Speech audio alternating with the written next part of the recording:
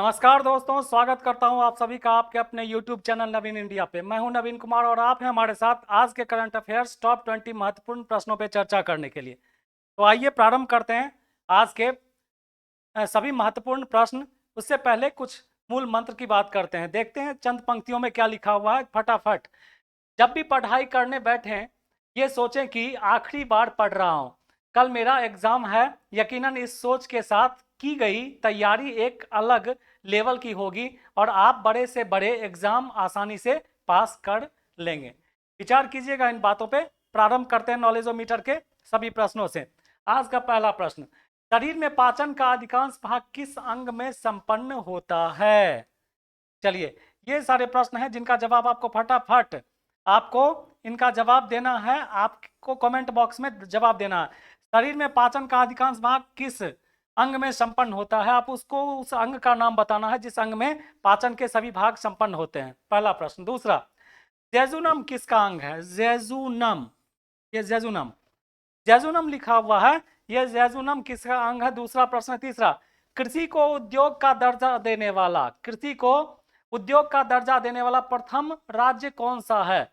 कृषि को उद्योग का दर्जा देने वाला भारत का प्रथम राज्य कौन सा है? अगला प्रश्न है चौथा, केंद्रीय विधानसभा में किसने स्वराज दल का समर्थन किया था?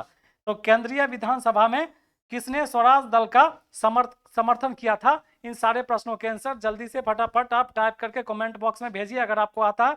नहीं तो इस वीडियो के लास्ट में इन सारे प्रश्नों के जवाब हम आपको देंगे। तब तक आप सारे आज के टॉप 20 प्रश्नों का चर्चा देखिए और प्रारंभ करते हैं आज का पहला प्रश्न।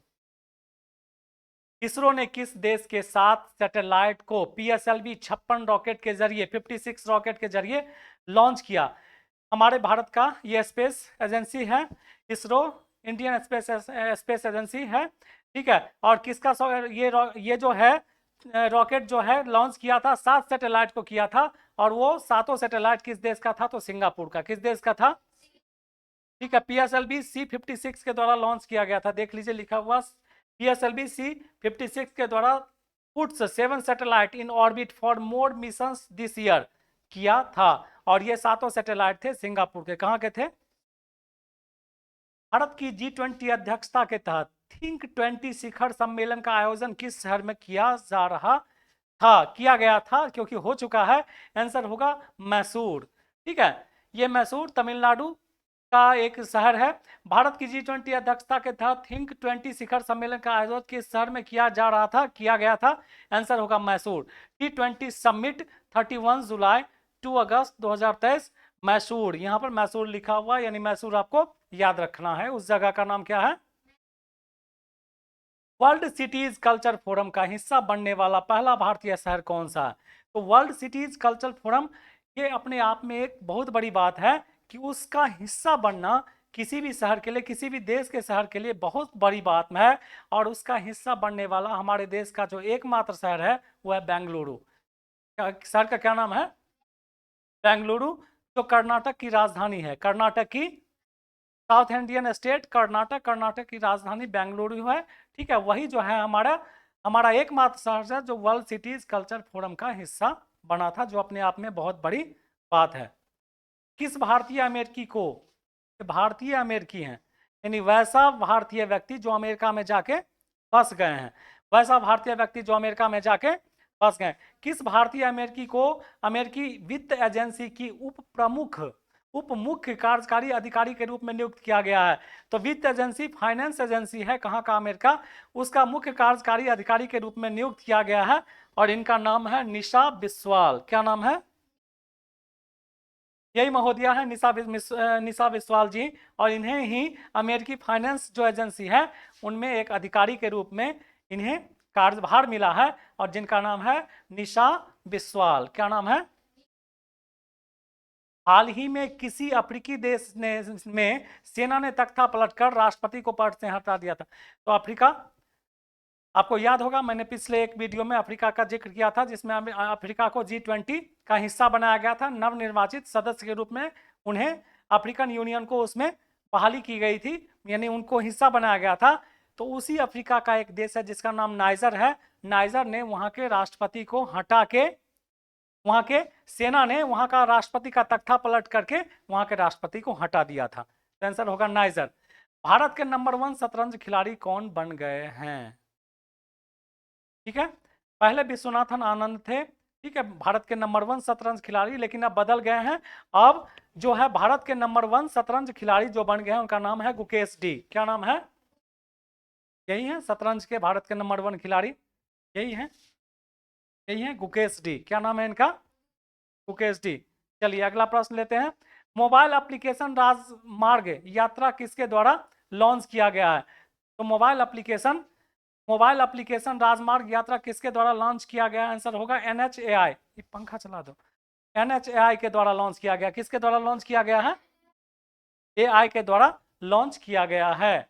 चलिए अगला प्रश्न लेते हैं। नया सवेरा योजना किस केंद्रीय मंत्रालय द्वारा प्रारंभ किया गया है? नया सवेरा ये एक योजना का नाम है। ये योजना किस जो है केंद्रीय मंत्रालय के द्वारा लॉन्च किया गया है? आंसर देख लीजिए इसका, अल्पसंख्यक कार्य मंत्रालय द्वारा। किसके द्वारा? अल्पसंख्यक कार्य मंत्रालय के द्वारा यह योजना लॉन्च किया गया है जिसका नाम है नया सवेरा। क्या नाम है? सवेरा। अगला प्रश्न लेते हैं। दूरसंचार के क्षेत्र में सहयोग स्थापित करने के लिए ट्राई ने किसके साथ समझौता किया है? तो ये दूरसंचार की बात कर रहा है, ठीक है। दूरसंचार के क्षेत्र में सहयोग स्थापित करने के लिए ट्राई ने किसके साथ समझौता किया है? तो आंसर आपका होगा सी डॉट के साथ। किसके साथ? C dot, recruitment 2023 C dot के साथ। तो आंसर क्या होगा? C dot. आपको याद रखना है सी डॉट। 10वां प्रश्न लेते हैं। हाल ही में किस फॉर्मूला 1 खिलाड़ी ने बेल्जियम का टाइटल लगातार 8वीं बार जीता है? तो फॉर्मूला 1 जो है, फॉर्मूला 1 एक रेस है जिसमें कार जैसा एक गाड़ी होता है जो बहुत स्पीड में चलता है, उस वही फॉर्मूला 1 है। और उसमें ये जो खिलाड़ी हैं बेल्जियम में लगातार 8वीं बार उन्होंने जीता है और इनका नाम है मैक्स वेरस्टैपेन। इनका नाम क्या है? Max Verstappen. Max Verstappen. और इन्होंने ही ये जो है 8वीं बार बेल्जियम का रेस जीता है फॉर्मूला 1 का। चलिए अगला प्रश्न लेते हैं। इंटरनेट रेजिलियंस इंडेक्स में भारत की क्या रैंक है? मतलब इंटरनेट का उपयोग हम लोग करते हैं ना, नेट बैंकिंग का, नेट का जिसके थ्रू मोबाइल वगैरह यूज करते हैं, इसमें बोल रहा है भारत का पूरे विश्व में कैमा स्थान है, कौन सा रैंक है? तो आंसर होगा 6th रैंक, यानी 6ठा स्थान है। कौन सा स्थान है? अगला प्रश्न लेते हैं। देश के शहीद वीर जवानों के सम्मान में कौन सा राष्ट्रव्यापी अभियान शुरू किया गया है? तो देश के शहीद वीर जवानों के सम्मान में कौन सा राष्ट्रव्यापी अभियान शुरू किया गया है? आंसर होगा मेरी माटी मेरा देश। ये आंसर है इसका, यानी हमारे वीर जवानों के सम्मान में ये राष्ट्रव्यापी अभियान शुरू किया गया जिसका नाम है मेरी माटी मेरा। चलिए अगला प्रश्न लेते हैं। भारतीय खेल प्राधिकरण द्वारा एशियाई खेलों में भाग लेने वाले एथलीट पर बनाई गई शॉर्ट फिल्म, एशियाई खेल में जिसमें एशिया के सारे देश भाग लेते हैं उसे एशियाई खेल बोला जाता है। तो इन्होंने उस पर एक शॉर्ट फिल्म बनाया है। किसने? भारतीय खेल प्राधिकरण ने। और उस फिल्म का नाम है हल्ला बोल। क्या नाम है? चलिए, हाल ही में लोकसभा सचिवालय ने किस नेता की लोकसभा सदस्यता बहाल कर दी है? तो आपको याद होगा राहुल गांधी की लोकसभा सदस्यता को रद्द कर दी गई थी और फिर से उनकी सदस्यता को बहाली कर दी गई है, ठीक है, जिसमें नरेंद्र मोदी को लेकर कोई घटना था जिसके कारण उनकी सदस्यता रद्द कर दी गई थी, अब बहाली कर दी गई है। तो आंसर होगा Rahul Gandhi. Asian hockey championship trophy 2023 का टाइटल किसने जीता है? तो आंसर होगा भारत। मैंने पीछे भी डिस्कस कर चुका है। तो एशियन हॉकी चैंपियनशिप 2023 का टाइटल जीतने वाला जो देश है उसका नाम भारत है। क्या नाम है? भारत है। केंद्र सरकार द्वारा बुनियादी शिक्षा को बढ़ावा देने के लिए कौन सा ऐप लॉन्च किया? तो फंडामेंटल जो एजुकेशन है, हमारे देश का जो फंडामेंटल एजुकेशन है उसी को बढ़ावा देने के लिए, उसको अप्रोच करने के लिए, उसके ग्रोथ रेट को बढ़ाने के लिए केंद्र सरकार ने इस ऐप को लॉन्च किया, उसका नाम है उल्लास ऐप। क्या नाम है? उल्लास ऐप। वर्ष 2023 का लोकमान्य तिलक राष्ट्रीय पुरस्कार, वर्ष 2023 का लोकमान्य तिलक राष्ट्रीय पुरस्कार किसे दिया गया है? तो हमारे प्रधानमंत्री श्री नरेंद्र मोदी को। किस राज्य की विधानसभा ने एक प्रस्ताव पारित कर, फिर से सुनिएगा, किस राज्य की विधानसभा ने एक प्रस्ताव पारित कर केंद्र से राज्य का नाम, उन्होंने बोला है कि मेरे राज्य का नाम बदल दीजिए। भारत का ही एक राज्य है और राज्य सरकार ने केंद्र सरकार को बोला है कि मेरे राज्य का नाम बदल दीजिए, और वो राज्य है केरल। क्या नाम है?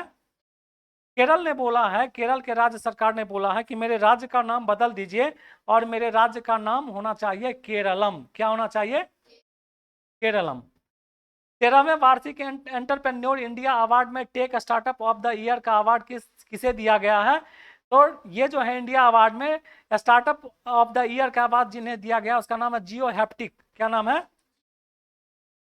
एलओसी के पास भारत के पहले पोस्ट ऑफिस का उद्घाटन जम्मू कश्मीर के किस किस जिले में किया गया है? तो एलओसी हुआ लाइन ऑफ कंट्रोल। क्या हुआ? वहां पर नया एक जो है आपको पोस्ट ऑफिस का उद्घाटन किया गया है, और कहां पे किया गया? तो आंसर होगा कुपवाड़ा में। कहां किया गया है? देख लीजिए जम्मू कश्मीर में, इस मैप है इसका, यहाँ जम्मू कश्मीर है, जम्मू है, श्रीनगर है, कारगिल इसके बीच में पड़ता है। कहाँ पड़ता है? बीच में पड़ता है कारगिल, ठीक है। और उस साइड लद्दाख पड़ता है। क्या पड़ता है? लद्दाख, ले और लद्दाख जो है उसके साइड में पड़ता है, ले और लद्दाख पड़ता है। चलिए अब प्रारंभ करते हैं आज के नॉलेजोमीटर में जो प्रश्न पूछा गया था उस प्रश्न का चलिए हम चर्चा करेंगे, उसका आंसर आपको बताएंगे। मुझे उम्मीद है आप जो है इसका आंसर भेजे होंगे जरूर राइट डाउन करके। चलिए प्रारंभ करते हैं आज का। शरीर में पाचन का अधिकांश भाग किस अंग में संपन्न होता है? आंसर होगा स्मॉल इंटेस्टाइन। क्या होगा? तो हमारे शरीर में पाचन का अधिकांश भाग कहाँ संपन्न होता है? तो आंसर क्या होगा? Small intestine. रेजुनम किसका अंग है? देख लीजिए, तो रेजुनम जो है ये जो पार्ट है स्मॉल इंटेस्टाइन का है। किसका है? कृषि को उद्योग का दर्जा देने वाला प्रथम राज्य कौन बन गया है? तो हमारे देश में कृषि को उद्योग का दर्जा देने वाला प्रथम राज्य बन गया है महाराष्ट्र। ये क्वेश्चन बहुत अच्छा है। कौन बन गया है? महाराष्ट्र बन गया है, ठीक है, महाराष्ट्र बन गया है। चौथा को प्रश्न, केंद्रीय विधानसभा में किसने स्वराज दल का समर्थन किया था? तो केंद्रीय विधानसभा में स्वराज दल का समर्थन जिन्होंने किया था उनका नाम था मोहम्मद अली जिन्ना। मोहम्मद अली, ठीक है, मोहम्मद अली जिन्ना, ठीक है। पाकिस्तान के ये राष्ट्रपति बने थे, प्रथम राष्ट्रपति बने थे।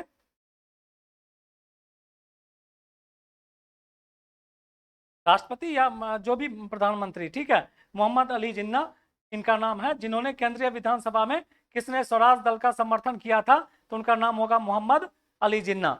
हमने आज आपको टॉप 20 जो महत्वपूर्ण करंट अफेयर्स के प्रश्न थे उनका चर्चा किया, डिस्कशन किया। मुझे उम्मीद है कि सारे प्रश्न आपके लिए नए होंगे और आप शायद अवगत हो भी हो, तो फिर से रिवीजन आपका हो गया होगा। मिलते हैं टॉप 20 महत्वपूर्ण प्रश्नों के साथ एक बार फिर कल। तब तक के लिए धन्यवाद, थैंक यू।